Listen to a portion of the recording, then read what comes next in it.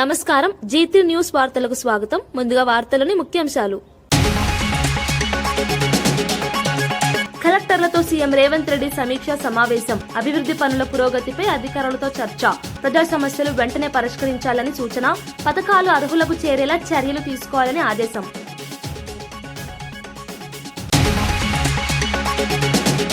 కూటమి ప్రభుత్వంపై అనంత వెంకటరామిరెడ్డి విమర్శలు. ఎన్నికల హామీలు అమలు కాలేదన్న ఆరోపణ. సూపర్ 6 పథకాలపై ప్రభుత్వాన్ని ప్రశ్న. రాష్ట్ర ఆర్థిక పరిస్థితిపై ఆందోళన వ్యక్తం.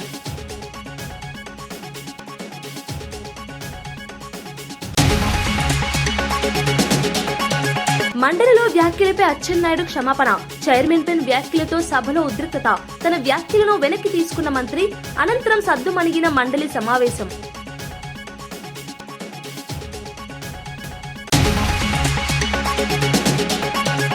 పరకాల నుంచి పోటీ చేస్తానన్న కొండా సుష్మిత. ప్రజల ఆశీస్సులతో ఎమ్మెల్యేగా గెలుస్తానన్న ఆశ. పరకాల అభివృద్ధి తన లక్ష్యమంటూ ప్రకటన. కార్యకర్తల మద్దతుతో ముందుకు సాగుతామన్న సుష్మిత.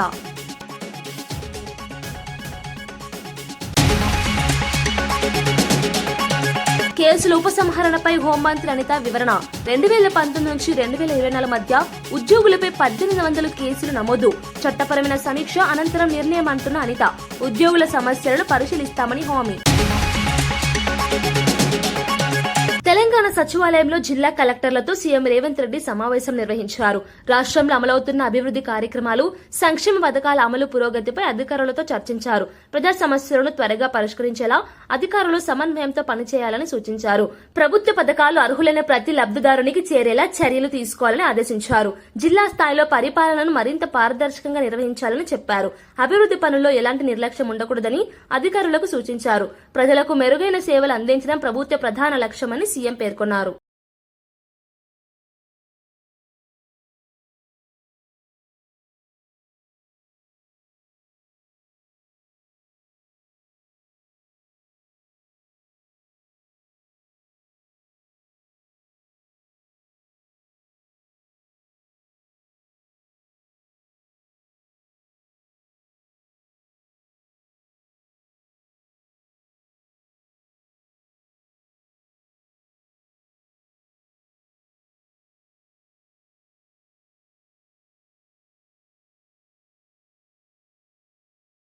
ప్రజాస్వామ్యాన్ని కాంగ్రెస్ ప్రభుత్వం ఖూనీ చేస్తుందని మాజీ ఎమ్మెల్యే బాల్కసుమన్ ఆరోపించారు. తనను 16 రోజుల పాటు అక్రమంగా జైల్లో ఉంచి సీఎం రేవంత్ రెడ్డి, మంత్రి వివేక్ రాజకీయ కక్ష సాధింపుకు పాల్పడ్డారని అన్నారు. ప్రజల కోసం మాట్లాడుతున్న ప్రతిపక్ష నాయకులను అణిచివేయడానికి ప్రభుత్వం ప్రయత్నిస్తోందని విమర్శించారు. ప్రజాస్వామ్యంలో విభిన్న అభిప్రాయాలకు స్థానం ఉండాలని, ప్రతిపక్షాలను అణగదొక్కడం సరైంది కాదని పేర్కొన్నారు.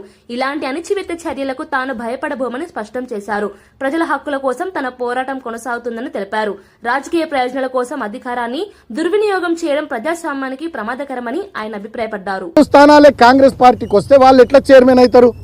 మరి ఇక్కడ ప్రజా తీర్పును మంత్రి వివేక్ గారు కానీ, ముఖ్యమంత్రి రేవంత్ రెడ్డి గారు కానీ గౌరవించాలి కదా. గౌరవించకపోగా కౌన్సిల్లో దుశ్శాసన పర్వం, బయట మా మీద రాళ్ల దాడులు, పోలీసులతో మా మీద అక్రమ కేసులు, మమ్మల్ని జైళ్లలో పెట్టుడు. ఇవాళ ముఖ్యమంత్రి రేవంత్ రెడ్డి ఆధ్వర్యంలో రాష్ట్రమంతా ఇట్లనే తయారైంది. ముఖ్యంగా మా కోల్బెల్ట్ ఏరియాలో మంత్రి వివేక్ ఆధ్వర్యంలో దౌర్జన్యం నడుస్తూ ఉంది. మా మంచిర్యాల కలెక్టర్ నుంచి మొదలుకుంటే ఎంఆర్ఓ దాకా విశాఖ ఇండస్ట్రీస్ లో ఎంప్లాయీస్ అయిపోయారు. వాళ్ళు ప్రభుత్వ ఉద్యోగులు గారు. మంచిర్యాల డీసీపీ భాస్కర్ నుంచి మొదలుకుంటే రామకృష్ణాపూర్ ఎస్ఐ దాకా వాళ్ళు విశాఖ ఇండస్ట్రీస్ ఎంప్లాయీస్ అయిపోయారు తప్ప పోలీసులు లెక్క లేరు. ఆ ప్రాంతంలో పోలీసులు, రెవెన్యూ ఉద్యోగులను ఎవరు లేరు. అందరు విశాఖ ఇండస్ట్రీస్ ఎంప్లాయీస్ అయిపోయారు. చాలా బాధాకరం. ఇంకొకటి ఏంటంటే అన్నిటికన్నా దుర్మార్గమైనది, సరే రాజకీయాల్లో గెలుస్తాం, ఓడిపోతాం, గెలుపును కానీ ఓటమిని కానీ హుందాగా స్వీకరించేటటువంటి సంస్కారం, ఆ ధైర్యం ఉండాలి, ఆ దమ్ము ఉండాలి. వివేక్ గారు చెన్నూరులో 18 స్థానాలకు గాను వాళ్ళు 11 గెలిచారు కాంగ్రెస్ పార్టీ. మేము 4 గెలిచినాం. నేను స్టేట్మెంట్ ఇచ్చిన, చెన్నూరు ప్రజలు ఇచ్చినటువంటి ప్రజా తీర్పును గౌరవిస్తున్నాను నేను స్టేట్మెంట్ ఇచ్చిన. మరి కేతన్పల్లిలో మీరు ఎందుకు గౌరవించారు ప్రజా తీర్పును? గౌరవించకపోగా మీరు చేస్తున్నది ఏంది? ఒక వికృత రాజకీయ దుర్మార్గపు క్రీడకు మీరు తెరలేపిర్రు. అసలు ఎన్నడన్నా కోల్బెల్ట్ ఏరియాలో ఈ రకమైనటువంటి కక్ష సాధింపులు ఉన్నాయా? 10 ఏళ్ళు మేము ఉన్నాం. నేను ఎంపీగా ఉన్నా, ఎమ్మెల్యేగా, ప్రభుత్వ విప్పుగా నేనున్నా. ఎవరినైనా జైలుకు పంపించినా, అక్రమ కేసులు పెట్టించినా ఎటు తీసుకుపోతున్నారు మీరు ఆ ప్రాంతాన్ని? మీరేం చెప్పి అడిగిర్రు? 45,000 ఉద్యోగాలు ఇస్తామన్నారు, ఫ్యాక్టరీ పెడతామన్నారు. మీ కాంగ్రెస్ ఏమో 6 గ్యారంటీలు 420 హామీలు అన్నది. ఇచ్చిన మాటలు పక్కకు పెట్టి ఒక మున్సిపాలిటీ కోసం ఇవాళ ఆ ప్రాంతాన్ని రణరంగం చేసి రావణ కాష్టం చేస్తూ ఉన్నాడు మంత్రి వివేక్ గారు. ముఖ్యమంత్రి రేవంత్ రెడ్డి డైరెక్షన్ మేరకు మంత్రి వివేక్ గారు పోలీసులు అందరూ కలిసి మమ్మల్ని జైల్లో పెట్టిరు. సరే జైల్లో చాలా ఇబ్బందులు పడ్డాం. వీళ్ళకి పై అధికారుల ఆదేశాలు ఏందో కానీ దోమలు ఉన్న రూమ్లు వేసిర్రు, సకా భోజనం లేదు, నీళ్లు లేవు, నాకు గొంతు నొప్పి వచ్చింది 2 రోజులు, టాబ్లెట్లు ఇచ్చే దిక్కు లేదు, చలి బాగా విపరీతమైన చలి, దుప్పట్లు ఇచ్చే పరిస్థితి లేదు. మా అడ్వకేట్ శ్రీకాంత్ నాకు బ్లాంకెట్ పంపించింది లోపల కూడా చాలా ఇబ్బందులు పెట్టిర్రు. మీరు ఇటు తిరగొద్దు అటు తిరగొద్దు రిస్ట్రిక్షన్స్ మాకు. సరే భరించినాం. ఇవాళకి 16 రోజులు. నేను ఇప్పుడు కోరుతా ఉన్న వివేక్ గారిని, ముఖ్యమంత్రి రేవంత్ గారిని, మీ కళ్ళు చల్లబడ్డాయా, మీ కక్ష తీరిందా, మీ కడుపు మంట చల్లారిందా? నన్ను జైల్లో పెట్టిరుగా 16 రోజులు. ఇంకా దుర్మార్గం ఏంటంటే నాకు మొన్ననే బెయిల్ రావాలి. మంచిర్యాల కోర్టు వచ్చింది, హైదరాబాద్ కోర్టు వచ్చింది, చెన్నూరు కోర్టులో నాకు బెయిల్ రావాలి. బలవంతంగా ప్రభుత్వ పెద్దలు ఒత్తిడి చేసి 5వ తేదీకి వాయిదా వేయించింది. కారణం ఏందో తెలుసా? నిన్న హోలీ, ఇవాళ నా చిన్న కొడుకు పుట్టినరోజు. ఈ 2 సందర్భాలలో నేను నా ఇంటికాడ నా కుటుంబ సభ్యులతో ఉండొద్దనే ఒక సాడిస్టిక్ ప్లెజర్. తెలంగాణ రాష్ట్ర చరిత్రలో అత్యధిక విద్యుత్ డిమాండ్ నమోదైందని డిప్యూటీ సీఎం భట్టి విక్రమార్క తెలిపారు. ఉదయం 11 గంటల 1 నిమిషానికి 18,139 మెగావాట్ల గరిష్ట డిమాండ్ నమోదైందన్నారు. ఇది రాష్ట్ర విద్యుత్ సంస్థ చరిత్రలోనే అత్యధిక గరిష్ట డిమాండ్ అని వెల్లడించారు. పెరుగుతున్న వినియోగ అవసరాలను దృష్టిలో పెట్టుకుని విద్యుత్ ఉత్పత్తి, సరఫరా వ్యవస్థలను బలోపేతం చేసినందువల్లే ఈ భారీ డిమాండ్ను ఎటువంటి ఆటంకాలు లేకుండా నిర్వహించగలిగామని పేర్కొన్నారు. విద్యుత్ శాఖ ఉన్నతాధికారులు, సిబ్బంది సమన్వయంతో పనిచేయడం వల్ల ప్రజలకు నిరంతర విద్యుత్ సరఫరా అందించగలిగామని చెప్పారు. ఈ విజయవంతమైన నిర్వహణకు విద్యుత్ శాఖ సిబ్బందిని ఆయన అభినందించారు.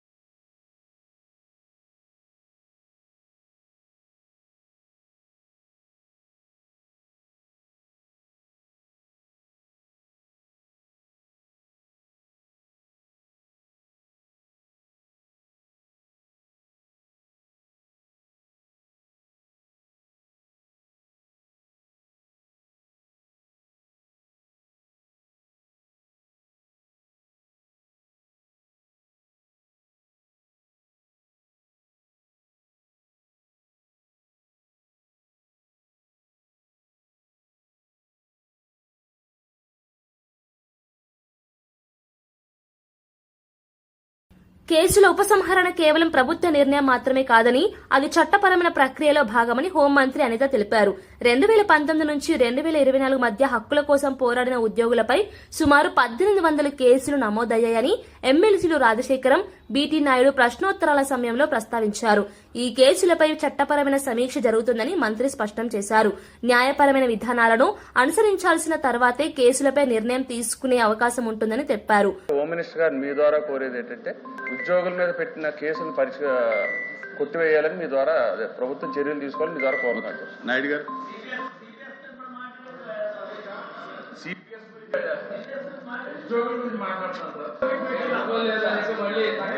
లేదు, డివైట్ అవ్వకండి, ఎవరు డివైట్ అవ్వకండి. గత ప్రభుత్వంలో మాక్సిమం అంటే ఎవరైనా బయటకు వచ్చి ధర్నా చేసినా ఏం చేసినా అధ్యక్ష మాక్సిమం చాలా మందికి ఉద్యోగస్తుల మీద అదేవిధంగా రాజధాని రైతుల మీద కూడా కేసులు పెట్టిన సందర్భాలు కూడా ఉన్నాయి అధ్యక్ష. జూన్ 2019 నుంచి మే 2024 వరకు అధ్యక్ష దానికి సంబంధించి అధ్యక్ష సిపిఎస్ ఉద్యోగులు అదేవిధంగా నాన్ సిపిఎస్ అంగన్వాడీ వర్కర్లు, మీడియా వ్యక్తులు, రాజధాని ప్రాంత రైతులు ఇవన్నిటిలోని సంబంధించి అధ్యక్ష మొత్తము కేసుల సంఖ్య 242 కేసులు ఉన్నాయి అధ్యక్ష. అండర్ ట్రయల్ అండర్ ఇన్వెస్టిగేషన్ 11 కేసులు ఉన్నాయి అధ్యక్ష.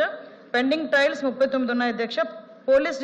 పోలీస్ దశలో ముగింపు క్లోజర్ 170 ఉన్నాయి అధ్యక్ష. కోర్టు డిస్పోజల్ 22 ఉన్నాయి అధ్యక్ష. సుమారుగా అధ్యక్ష పోలీసు ప్లస్ కోర్టుకు సంబంధించి 192 కేసులో 79.3% డిస్పోజల్ అయినాయి అధ్యక్ష. ఇంకా పెండెన్సీ 20.7% ఉన్నాయి అధ్యక్ష అండర్ ట్రయల్ అధ్యక్ష. అవి ఈ పరంగా మాక్సిమం అధ్యక్ష ఎక్కడెక్కడైతే పోలీసులు ఇన్వెస్టిగేషన్లో అవి తప్పుడు కేసులు అదేవిధంగా తప్పుడు ఆరోపణలు చేశారన్న పరిస్థితి ఉన్నప్పుడు కంపల్సరీగా ఆ కేసెస్ అన్ని కూడా క్లోజ్ చేయడం అయింది అధ్యక్ష. కొన్ని కేసెస్ కోర్టు పరిధిలో ఉన్నాయి కాబట్టి కోర్టు పరిధి ప్రకారంగా కేసు డిస్పోజల్ అనేది అవుతుంది అధ్యక్ష. రాబోయే ఎన్నికల్లో పరకాల నియోజకవర్గం నుంచి తాను పోటీ చేయడం ఖాయమని కొండా సుష్మిత ప్రకటించారు. తమ కుటుంబ రాజకీయ ప్రస్థానం పరకాలలోనే ప్రారంభమైందని ఆమె పేర్కొన్నారు. ప్రజలకు సేవ చేయాలనే లక్ష్యంతోనే రాజకీయాల్లో కొనసాగుతున్నామని తెలిపారు. పరకాల ప్రజల ఆశీస్సులతో ఎమ్మెల్యేగా గెలిచి అభివృద్ధి పనులు చేపట్టాలని సంకల్పించానని చెప్పారు. కార్యకర్తల మద్దతుతో బలమైన రాజకీయ శక్తిగా ఎదుగుతామని పేర్కొన్నారు. తన కుమార్తె ఎంతో ధైర్యవంతురాలని, కార్యకర్తల కోసం ఎవరినైనా ఎదుర్కొనే ధైర్యం ఉందని మాజీ ఎమ్మెల్సీ కొండా మురళి తెలిపారు. పరకాల ప్రజల విశ్వాసాన్ని నిలబెట్టేందుకు కృషి చేస్తామని అన్నారు. చేసుకుంటాన్ని నా జీవితం ప్రజాసేవం అనే చెప్పడానికి ఏం సంశయిస్తలేను. ఈ రోజు కొండ మురళీధరరావు గారు పక్కన నించున్నారు కాబట్టి ఇట్లా మాట్లాడుతున్నా కానీ లేకపోతే ఇట్లా మాట్లాడేదాన్ని కాదు. నేను ఇంకా కొంచెం శాంతంగా మాట్లాడమన్నారని మాట్లాడినా, లేకపోతే ఎట్లుంటుందో తెలుసు కదా. రేపు మీకు మంచి చెడు ఉండేందుకు మరి ఇక్కడనే ఉంటది. మరి మీ బాగోలు చూసుకుంటది. నాకన్నా ధైర్యవంతురాలు మొన్ననే మీరు చూసిండ్రు. వాడేవాడు వీడేవాడు కొండ మురికి ఎదురేవాడని. కానీ మొన్న ఇంటి ముంగడ చూసిండ్రు. చిట్టక తిట్టాలంటే ఎవరిని పడతావు అని తిడుతుంది. వీడు వాడని చూడది. ఇలా కార్యకర్తల కోసం ఏదైనా చేస్తుంది. ఈరోజు ఒకటే చెప్తున్నా, నాకు గీసుకొండ మా కుటుంబానికి ఈరోజు అన్నం పెట్టింది 10 కార్లు ఉన్నాయి అంటే మీ దయ వల్లనే అని నేను తెలియదు.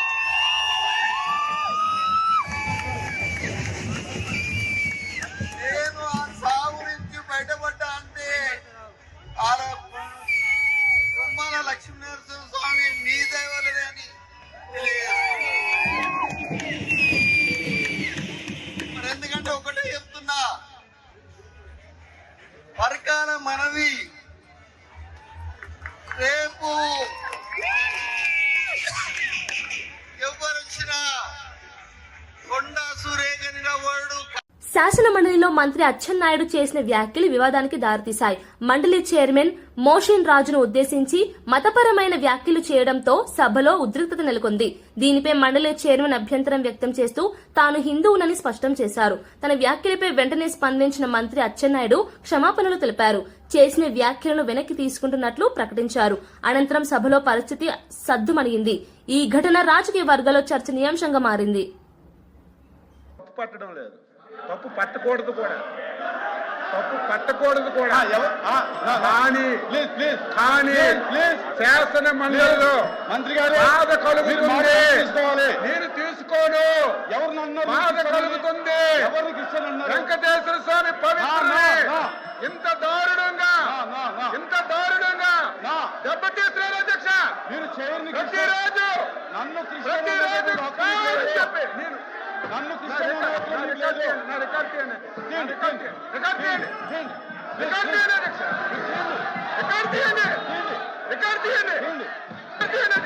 క్షమాపణ చెప్తారా? నేను చెప్తా. కూర్చోండి,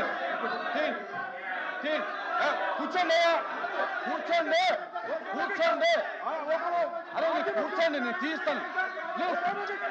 కూర్చో, కూర్చో. కిందకి దిగాలి. కూర్చోండి,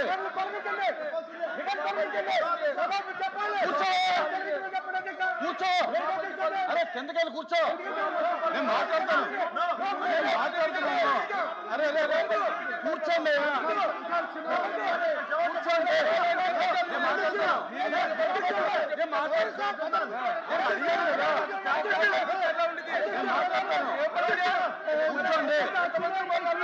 కూర్చోండి, ప్లీజ్ కూర్చోండి. నేను మాట్లాడతాను. కూర్చోండి.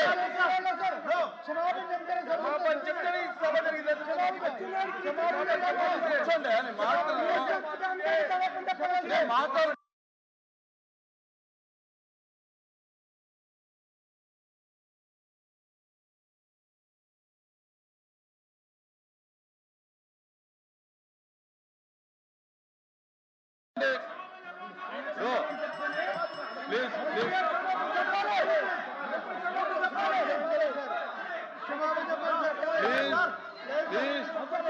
కూర్చోండి,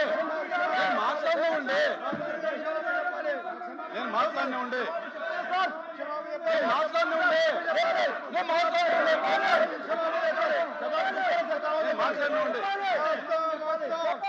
కూర్చొని మాట్లాడుతుంటే దయచేసి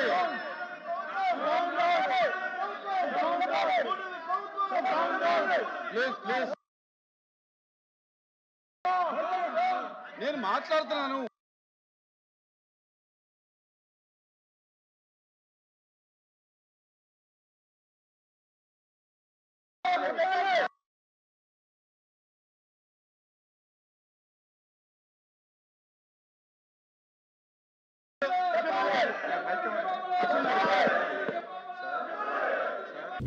కూటమి ప్రభుత్వంపై అనంత వెంకట్రామిరెడ్డి తీవ్ర విమర్శలు చేశారు. ఎన్నికల సమయంలో ఇచ్చిన హామీలను అమలు చేయకుండా ప్రజలను మోసం చేస్తున్నారని ఆరోపించారు.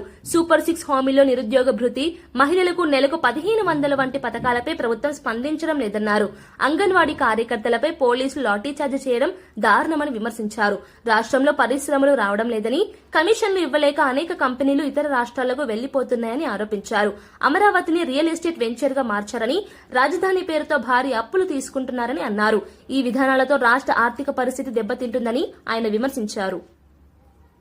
ప్రభుత్వం కూడా చంద్రబాబు నాయుడు గారి నాయకత్వం, చంద్రబాబు నాయుడు గారికి పరిపాటి అయింది. ఎందుకంటే నాలుగో మారు ముఖ్యమంత్రిగా ప్రమాణ స్వీకారం చేసిన తర్వాత ఏ ఎన్నికల ముందు కూడా అనేకమైన హామీలు ఇవ్వడం, ఆ హామీలు అనేది కూడా విస్మరించడం అనేది కూడా పరిపాటిగా మారిపోయింది. సూపర్ 6 అమలు చేస్తానని చెప్పేసి అనేకమైన హామీలు కూడా ఇవ్వడం జరిగింది. ఇంతవరకు మొదటి సంవత్సరం అంటే 2024 జూన్లో ప్రమాణ స్వీకారం చేసిన తర్వాత ఈ ప్రభుత్వం మొదటి సంవత్సరం అంతా కూడా ఒక్క హామీని కూడా అమలుపరచలేదు. తర్వాత కొన్ని హామీలు అమలుపరిచిన అన్నీ కూడా కోతలతోనే అమలుపరిచినారు తప్ప పూర్తిగా కూడా అమలుపరిచిన ఘన చరిత్ర ఈ కూటమి ప్రభుత్వానికి కూడా. దాంట్లో భాగంగానే ఉద్యోగస్తులకు కావచ్చు, లేకపోతే వ్యవసాయదారులకు, రైతులకు కానీ, విద్యార్థులకు, తర్వాత యువకులకు అందరికి కూడా అనేకమైన హామీలు ఇవ్వడం జరిగింది. ఇంతవరకు ఏది కానీ హామీలు అనేది కూడా అమలు పరచలేదు. ఏదైనా కానీ అడిగితే చాలు డైవర్షన్ పాలిటిక్స్, లేకపోతే వారిపైన కఠినమైన చర్యలు కూడా తీసుకోవడానికి కూడా ఎక్కడ కానీ వెనుకాడలేకుండా ఉండే ప్రభుత్వం కూడా ఈరోజు కూడా.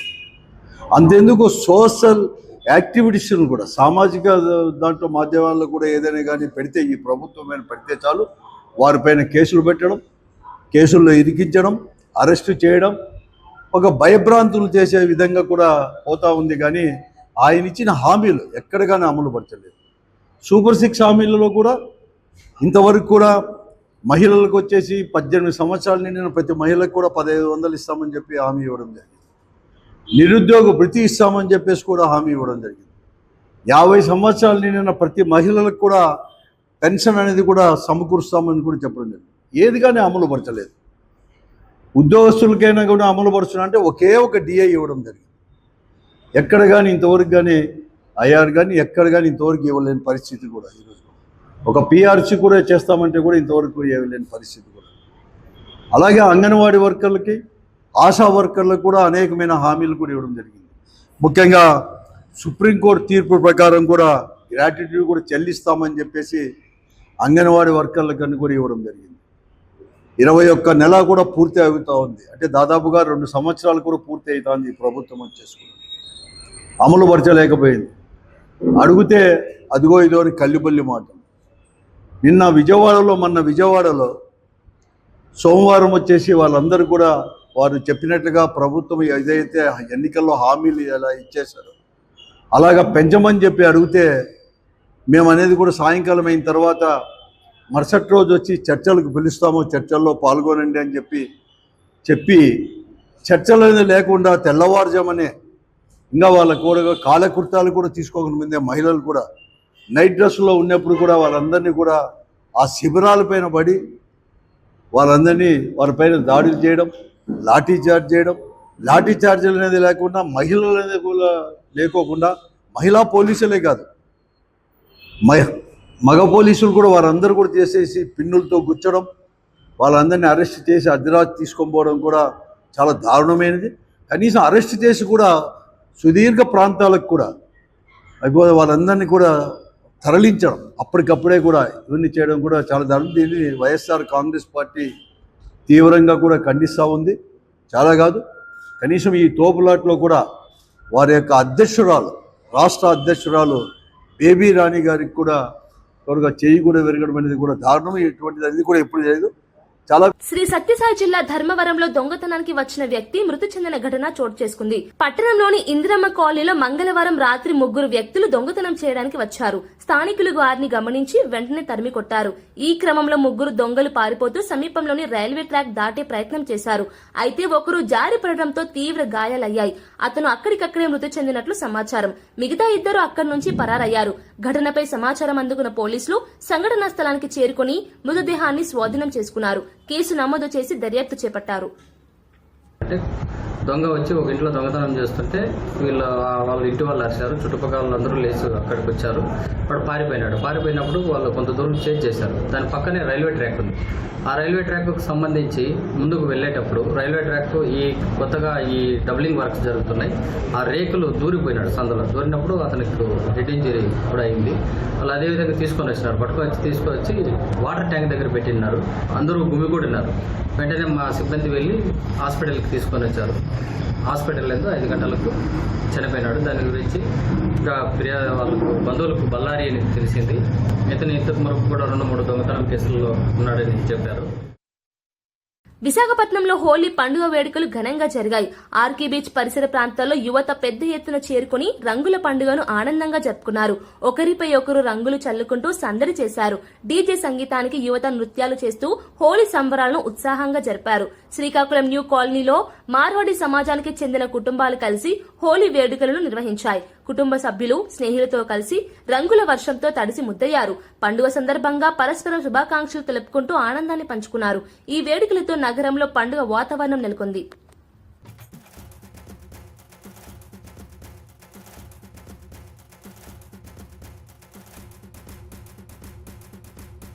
గుంటూరు జిల్లా మంగళగిరి క్రికెట్ స్టేడియంలో ఆంధ్ర ప్రీమియర్ లీగ్ నిర్వహించనున్నట్లు ఏసీఏ అధ్యక్షుడు కేశినేని శివనాథ్ తెలిపారు.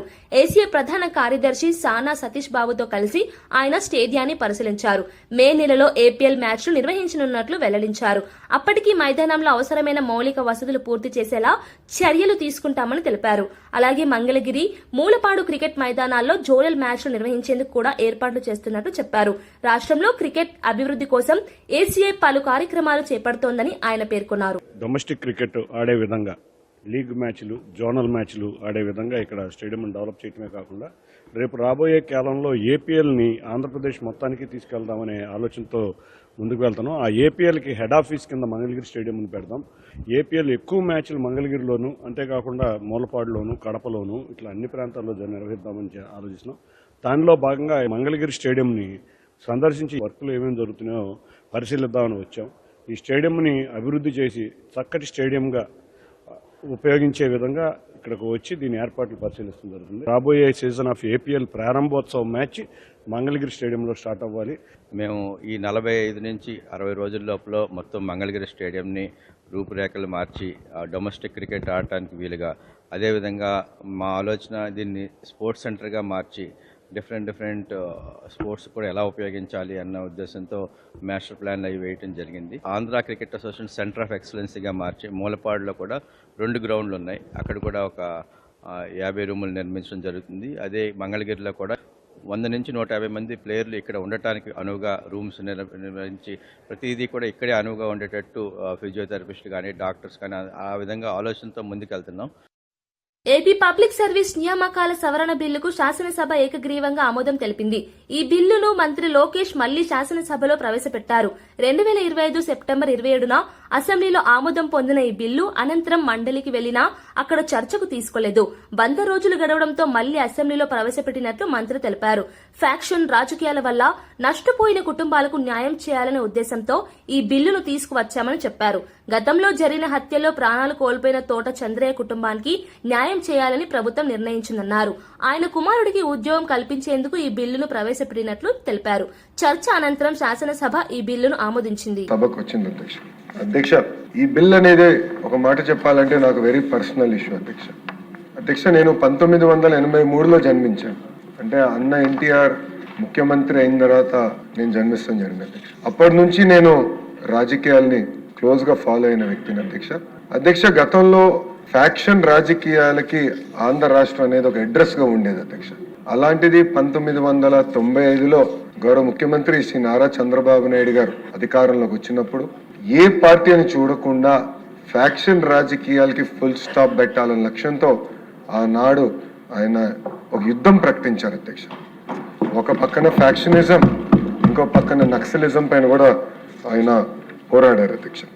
2004 తర్వాత అధ్యక్ష ఆనాటి ముఖ్యమంత్రి రాజశేఖర్ రెడ్డి గారు ఆయన అధికారంలోకి వచ్చిన మొదటి 2 సంవత్సరాల్లో సుమారుగా 164 మంది తెలుగుదేశం పార్టీ కార్యకర్తల్ని తిరుమల శ్రీవారిని పలువురు ప్రముఖులు దర్శించుకున్నారు. బుధవారం వీఐపీ ప్రారంభ విరామ దర్శన సమయంలో ప్రధాని నరేంద్ర మోదీ సోదరుడు ప్రహ్లాద్ మోదీ స్వామివారి సేవలో పాల్గొన్నారు.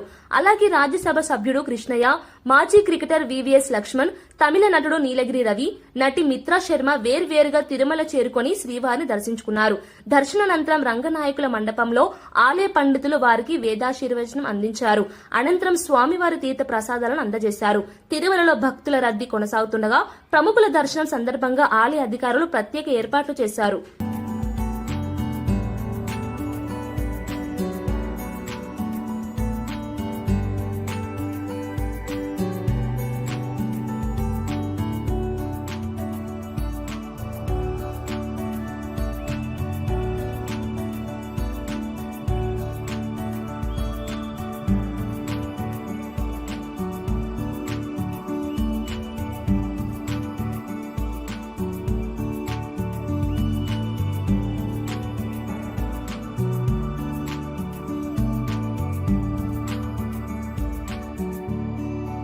వార్తలు ముగించే ముందు ముఖ్యాంశాలు మరోసారి. కలెక్టర్లతో సీఎం రేవంత్ రెడ్డి సమీక్షా సమావేశం. అభివృద్ధి పనుల పురోగతిపై అధికారులతో చర్చ. ప్రజా సమస్యలు వెంటనే పరిష్కరించాలని సూచన. పథకాలు అర్హులకు చేరేలా చర్యలు తీసుకోవాలని ఆదేశం.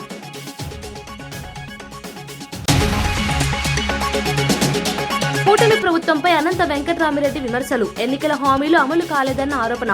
సూపర్ 6 పథకాలపై ప్రభుత్వాన్ని ప్రశ్న. రాష్ట్ర ఆర్థిక పరిస్థితిపై ఆందోళన వ్యక్తం.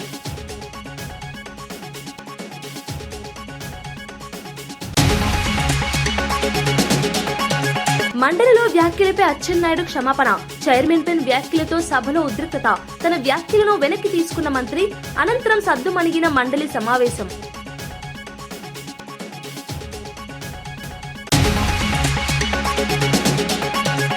పరకాల నుంచి పోటీ చేస్తానన్న కొండా సుష్మిత. ప్రజల ఆశీస్సులతో ఎమ్మెల్యేగా గెలుస్తానన్న ఆశ. పరకాల అభివృద్ధి తన లక్ష్యమంటూ ప్రకటన. కార్యకర్తల మద్దతుతో ముందుకు సాగుతామన్న సుష్మిత.